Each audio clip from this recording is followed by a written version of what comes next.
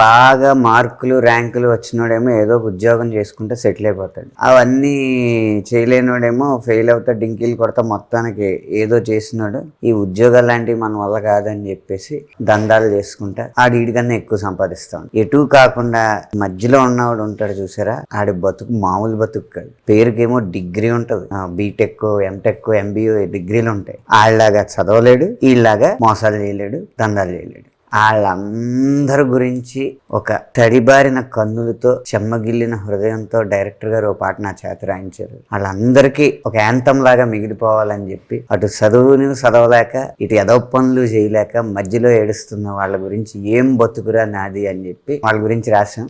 ఇది నేను వాళ్ళు డిసైడ్ అయ్యా, నేను ఏదో రోజు పొరపాటుని ఆటోబయోగ్రఫీ రాస్తే దాని పేరు ఏం బతుకురా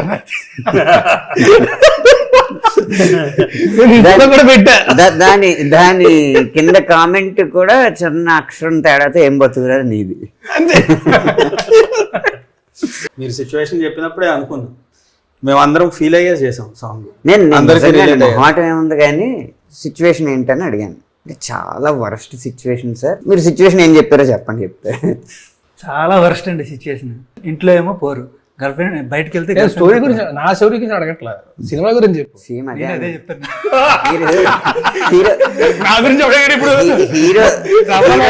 హీరో క్యారెక్టర్ కి వచ్చిన సిచ్యువేషన్ హీరోకి వచ్చిన సిచ్యువేషన్ అని అడిగాను నేను.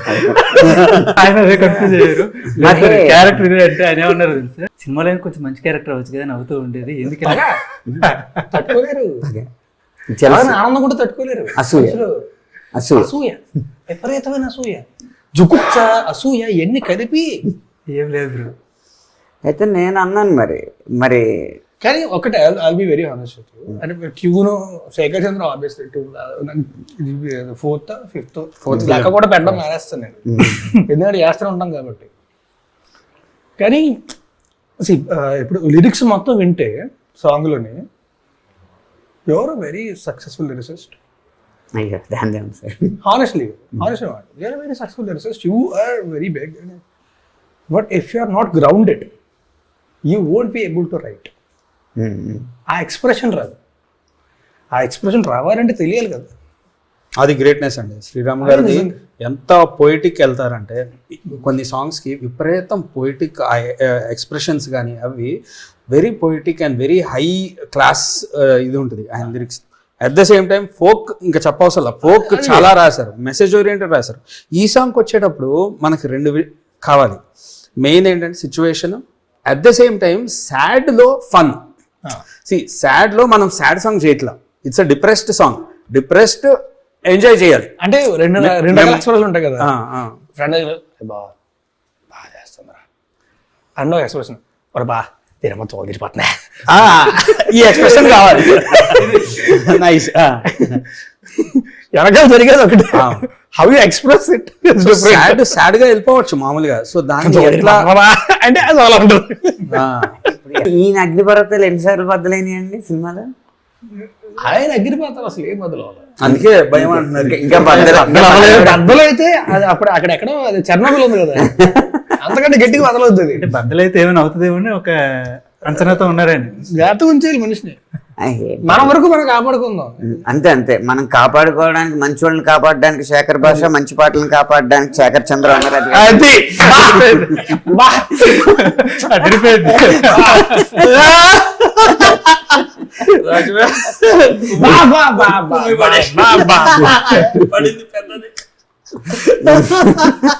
మీకు లోపల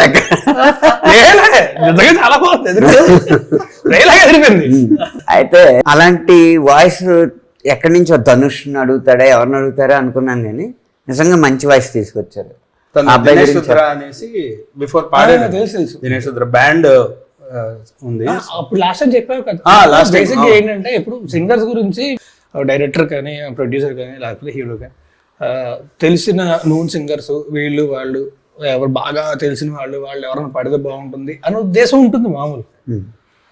కానీ శేఖర్ అలా కాదు, పాట ఏంటి, ఆ పాటకి ఎవరి వాయిస్ అయితే బాగుంటుంది, ఎవరి సౌండ్ అయితే బాగుంటుంది అని వెతికి మరీ పట్టుకొస్తుంది. శేఖర్ ఫిక్స్ అయ్యాడంటే నాకు నచ్చింది. శేఖర్ ఫిక్స్ అయ్యాడంటే ఖచ్చితంగా నాకు తన జడ్జిమెంట్ మీద 100% నమ్మకం.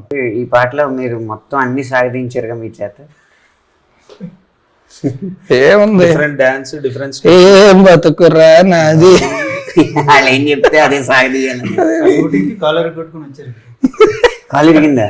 ఎందుకు షూటింగ్ షూటింగ్ డాన్స్ రివర్స్ కాదు కాదు వేరే దగ్గర. ఓ ఇట్లా మనిషిని కూడా నాకు ఫీవర్ వచ్చి ఇది వచ్చి తగ్గే చాలా దారుణంగా ఉండే అప్పుడు సిట్యుయేషన్. అదే ఆ బతుకు కరెక్ట్ గా కనపడుతుంది. అదే పరిస్థితి. ఎందుకంటే కాలు బాగుంటుంటే ఇంకా ఎక్కువ డాన్స్ వచ్చేదేమో. దీనికి దీనికి ఎక్కువ dance దీని వల్ల నాకు అర్థమైంది ఏంటంటే ప్రతి సాంగ్ ముందు కాలు ఎరగొట్టుకోలేదు. సాంగ్స్ ముందు ఏ సాంగ్ ముందు కాలు ఎరగొట్టేసుకుంటే డాన్స్ ఎక్కువ ఇవ్వరు, మనకు రాదు. Face expressions junior NTR Allu Arjun dance వేసి కానీ జాను సాంగ్ లో సూపర్ ఉంది డాన్స్, చాలా బాగుంది డాన్స్. ఈసారి కాళ్ళు ఎరగొట్టుకుంటేనే ఇంత బాగా వచ్చింది కాబట్టి ఈసారి ఇంకా మంచి పాట వద్దు సార్, పాడరా? సార్, సార్, సార్, నడుము సార్, సార్. ఎరగొట్టుకున్నారు. ఏ వద్దు సార్, అమ్మాయి. వద్దు సార్, వద్దు సార్, వద్దు సార్, వద్దు సార్. చాలా ఎరగొట్టుకున్నారు జీవితంలో. అయిపోయి అన్ని అయిపోయి అన్ని ఇరిగిపోయి కానీ ఆయన కొరియోగ్రాఫర్ మూలకు కూర్చొని కృష్ణారామ అనుకుంటూ కృష్ణ ఏదో కృష్ణ అనంత శ్రీరామ అనుకుంటూ కృష్ణ శేఖర్ చంద్ర అనుకుంటూ ఏం బతుకురా నాది. కొరియోగ్రాఫర్ గారి గురించి ఒకసారి మీరు. కొరియోగ్రాఫర్ గారి గురించి నేను చెప్పడానికి ఏమీ లేదు. కొరియోగ్రాఫర్ గారి గురించి చెప్పాల్సింది అంతా కూడా మా డైరెక్టర్. కొరియోగ్రాఫర్ విజయ్ బిన్నీ గారు, ఆయన మన నా సామ్రంగా డైరెక్షన్ చేశారు కదా. ఆయన ఇప్పుడు దానయ్య గారి సినిమా ఏదో చేస్తున్నారు, వాళ్ళ అబ్బాయి సినిమా లాంచింగ్ డైరెక్షన్ కూడా చేస్తున్నారు. సో అతను కొంచెం బిజీ ఉండి మొహమాట అంటే ఒకటి ఈయనకి మన రాజధానికి చాలా క్లోజ్, అలాగే మన గోవింద్ గారు ప్రొడ్యూసర్ గోవింద్ గారు కూడా చాలా క్లోజ్. ఆయన నో అని చెప్పలేకపోయాడు, బయట ఏవి చేయట్లేదు, ఆయన నో అని చెప్పలేకపోయాడు. సో మొత్తం ఆయన చాలా వరకు మొత్తం కాన్సెప్ట్ కానీ ఇలా కాస్ట్యూమ్స్ కానీ అవి కానీ చాలా వరకు అతను సూపర్వైజ్ చేశాడు అనమాట. దాని తర్వాత అతను అసిస్టెంట్ శ్రవణ్, అతను ఈ సాంగ్తో ఇంట్రొడ్యూస్ అవుతున్నాడు. మీరు ఏం చెప్పారండి కాలు ఇరిగిందని కాకుండా ఈ కొరియోగ్రఫీ ఇంత బాగా రావడానికి? దీనికా యాక్చువల్లీ ఇందులో క్రెడిట్ అయితే ఎక్కువ కొరియోగ్రాఫర్కి ఇవ్వాలండి. మనం చెప్పింది కానీ అంటే క్లూలెస్గా ఉన్నాయి. ఇలాంటి సాంగ్ చాలా తక్కువ మన సినిమాల్లో. అయితే మంచి ఏమవుతుందంటే మాంటేజ్ సాంగ్లు వెళ్తుంటాయి కదా, అయితే మాంటేజ్లో ఉంటాయి సార్, లేదంటే డ్యాన్స్ ఉండేది ఉంటుంది. ఈ జోన్లో ఉండే సాంగ్స్ చాలా తక్కువ. చెప్పాలంటే నాకు అర్థం కాలేదు ఎలా చేద్దాం ఏంటి. కొన్ని మాంటేజ్లు ఉన్నాయి అందులో, ఇతను క్యాబ్ డ్రైవర్, కొన్ని మాంటేజ్లు ఉన్నాయి. ఆయన ఇప్పుడు చెప్తున్నారు కదా, నాకు అర్థం కాలేదు అనేసి మనం మాట్లాడాల్సిన విషయం. ఎలా షూట్ చేయాలి, ఇది మాంటేజా డాన్స్ అని మనకు సిచ్యువేషన్ కూడా అలా అని చెప్పారు. సిచ్యువేషన్ చెప్పారు, ఎలా కావాలనేది లాక్ వదిలేశారు, మనం తిప్పలు పడతా ఉన్నాము. నిజంగా రాజభయ్య, అన్లెస్ శ్రీరామ్ గారు ఏం బతుకురా నాది అని కాయిన్ వేసే వరకు అది రెగేనా, ఓకే స్లో, ఇట్లా అట్లా వెరీ సాడా, లేకపోతే కొంచెం వేరేగానా అని దాంట్లో ఉండి రకరకాలు చేస్తూ తలలు బలు ఒకటి వేశారు.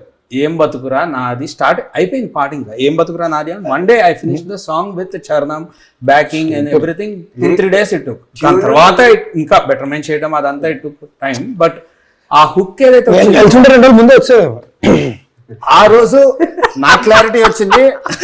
డైరెక్టర్ గారు ఎలా షూట్ చేయాలి ఏంటి ఆయన క్లారిటీ తీసుకున్నారు. నేను చాలా సాంగ్స్ ఇచ్చా రెఫరెన్స్. ఒకదాని వెళ్దామని ఎందుకు మళ్ళీ నా ఫోన్ పట్టుకెళ్ళిపోతే కష్టం కదా.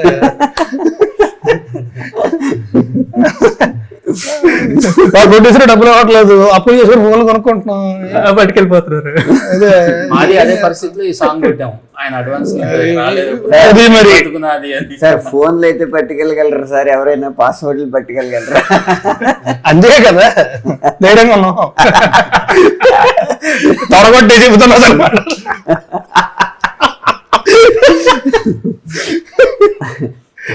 కాకపోతే ఇది ఎందుకు మనం ఇంత సెటైర్ వేసుకోగలుగుతున్నాం అంటే, ఇక్కడున్న నలుగురు, ఈ కెమెరా వెనకున్న వాళ్ళ నలుగురు, ఎవరైనా సరే వాళ్ళ జీవితాల్లో ఏదో సమయంలో ఏం బతుకురా నాది అనేది అనుకునే ఉంటారు. అందుకే ఈ పాట చూడడానికి అసలు దీంట్లో కవిత్వం ఉండదు, ఏం ఉండదు, కానీ అర్థం చాలా ఉంటుంది, రిలేటబిలిటీ చాలా ఎక్కువ ఉంటుంది. చాలా ఉంటుంది. అంటే లైక్ మనం చరణాల్లో ఫ్రెండ్స్ ఒక్కొక్కళ్ళు ఇలా జరిగిపోతున్నారు, ఒక్కొక్కళ్ళు అలా అయిపోతున్నారు, మనమే ఇలా ఉన్నాం అనేది ఉంటుంది చూసారా. అది మీరు ప్రతి వ్యక్తి జీవితంలో చూస్తూ ఉంటారు. మీరు ఏ స్థాయిలో ఉన్నా, నా బెస్ట్ ఫ్రెండ్ వైజాగ్లోనే ఫోన్ చేశాడు, సాంగ్ విని బా పాట విన్నారా ఎలా ఉందో. ఆడికి ఏంటంటే వాళ్ళకి మొత్తం డాష్ అంతా కూడా వాళ్ళకి ఏంటంటే మోడస్టీలు తొక్కలు తోలు ఏమి ఉండవు, ఫిల్టర్స్ ఏ ఉండవు. బాబా డాష్ పగిలిపోయింది బాబా పాట. థ్యాంక్స్ రా బాబా. అలా కనెక్ట్ అయితే సూపర్. అదే మెయిన్. ఈ మధ్య అది పెద్ద ఆ డాష్ పెద్ద డాష్ మాకు చాలా డాష్లు పడ్డాయి సార్. ఇప్పుడు మేము డాష్ల గురించి చాలా జాగ్రత్తగా చూసుకోవాలి. ఎంత అందమైన మనిషి ఎదురుగా కూర్చుంటే వాళ్ళ ముందు బూతులు మారడానికి కూడా మనసు రాదు. Thank you. న్యూస్ ఛానల్ పెట్టండి బ్రో, న్యూస్ ఛానల్ పెట్టండి మీరు. పెట్టేద్దాం పెట్టేద్దాం అండి, పెట్టేద్దాం, ఇద్దరు కలిసి పెట్టేద్దాం. ఒక 4 రోజులకి సరిపోయి తప్పిస్తారండి. సినిమాల్లో ఫేడ్ అవుట్ అయిపోయి ఖాళీగా కొంతమంది కూర్చుంటారు. వాళ్ళు ఏంటంటే రోజులో రామ్ మందిరం ఈ ఫేడ్ అవుట్ అయిపోయిన సినిమా కళాకారులే విశ్లేషకులు, అమలాపురంలో ఎండిపోయిన చేప ఈ సినిమాల్లో ఫేడ్ అవుట్ అయిపోయిన వారే విశ్లేషకులు. ఆఖరికి ఒక బ్లాక్ బస్టర్ సినిమా రిలీజ్ అయింది, దాన్ని తిట్టడానికి కూడా ఈ సినిమాల్లో ఫేడ్ అవుట్ అయిపోయిన మహానుభావులు విశ్లేషకులు. అలాగే రాజ్ తరుణ్ వ్యక్తిగత సమస్యలు, ఇంకో మొత్తానికి సమస్య ఏదైనా అయి ఉండొచ్చు, విషయం ఏదైనా అయి ఉండొచ్చు, మా విశ్లేషకులు మాత్రం ఈ సినిమాలో ఫేడ్ అవుట్ అయిపోయిన రాజ్ తరుణ్ వ్యక్తిగత మిగతా ఏది నాకు అర్థం కాలేదు.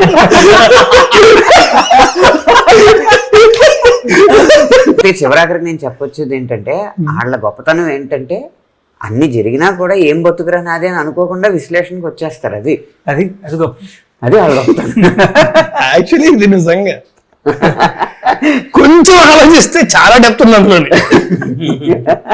నిజంగా చాలా డెప్త్ ఉంది అందులో. సినిమా పేరు పాంచ్ మినార్ కదా, కుతుబ్ మినార్ తెలుసు, చార్మినార్ తెలుసు, పాంచ్ మినార్ ఎందుకు వచ్చి ఏక్ మినార్ కూడా ఉన్నట్టుంది. ఏక్ మినార్ కూడా ఉందండి. ఒక స్తంభం ఉంటుందని ఏక్ మినార్ అంటారు సార్. ఏదో స్తంభం ఎక్కడన్నా సరే దాని అర్థమే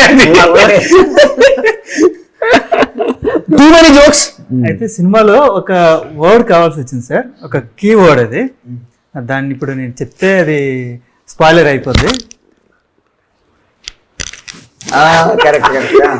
ఒక కీ వర్డ్ కావాల్సి వచ్చింది, అది స్పాయిలర్ అయిపోద్ది. అది ఇప్పుడు దాని గురించి చెప్తే చెప్పకూడదు. సో అది చెప్పకూడదు. సినిమా చూస్తే కనుక ఓహో దీని మీనింగ్ ఇదా అనేలాగా ఒక క్లారిటీ వస్తుంది సార్. ఇప్పుడు చెప్పేసామంటే మొత్తం టోటల్ స్పాయిలర్ అయిపోతుంది. అది ఖచ్చితంగా థ్రిల్ చేస్తుంది. ఆ వర్డ్ గురించి మీకు రివీల్ అయినాక థ్రిల్ అనిపిస్తుంది అది. సో అది థియేటర్లోనే చూడాలి. ఇప్పుడు చెప్పి సినిమా కథంతటికి ఆ పాంచ్ మినార్ అనేది చాలా ఇంపార్టెంట్. కథ దాని మీద నడవదు కానీ అది చాలా ముఖ్యం. మా ప్రొడక్షన్ టీం నుండి ఒక చిన్న ఐడియా అనుకున్నారు. ఏంటంటే ఈ సినిమాలో హీరో క్యాబ్ డ్రైవర్ అనమాట.